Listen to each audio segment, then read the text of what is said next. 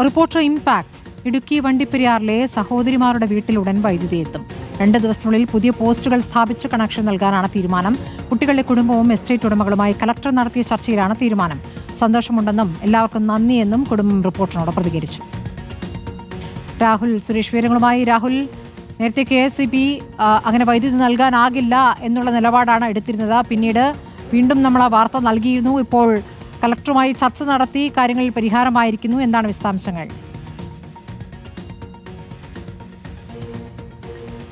സ്മൃതി, ഈ കുട്ടികളുടെ കുടുംബവും പോപ്സ് കമ്പനിയും തമ്മിൽ തർക്കം നിലനിന്നിരുന്നു. ഉടമസ്ഥ തർക്കമായിരുന്നു നിലനിന്നിരുന്നത്. അതുകൊണ്ട് ആവശ്യമായ രേഖകൾ കൈമാറാൻ പോപ്സ് കമ്പനി തയ്യാറായിരുന്നില്ല.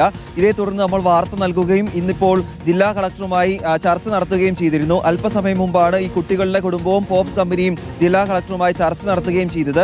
വൈദ്യുതി കണക്ഷൻ എടുക്കാൻ ആവശ്യമായ രേഖകൾ കൈമാറാമെന്ന് പോപ്സ് കമ്പനി ഉറപ്പ് നൽകിയിരിക്കുകയാണ്. അതേ തുടർന്നാണ് 2 ദിവസത്തിനുള്ളിൽ കണക്ഷൻ പുനഃസ്ഥാപിക്കാമെന്ന് KSEB കുടുംബത്തെ അറിയിച്ചിരിക്കുന്നത്. ഇതോടെ ആ പ്രശ്നത്തിന് താൽക്കാലികമായി പരിഹാരം കണ്ടിരിക്കുകയാണ്. ആ തർക്കം കോടതിയുടെ പരിഗണനയിലാണ്. അത് അങ്ങനെ തന്നെ മുന്നോട്ട് പോകട്ടെ. പക്ഷേ കണക്ഷൻ പുനഃസ്ഥാപിക്കാൻ വേണ്ട നടപടികൾ, അതോടൊപ്പം തന്നെ രേഖകൾ കൈമാറാമെന്നാണ് കുടുംബത്തെ അറിയിച്ചിരിക്കുന്നത്.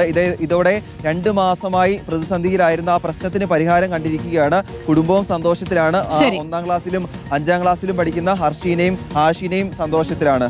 ശരി, രാഹുൽ സുരേഷാണ് വിവരങ്ങൾ നൽകിയത്.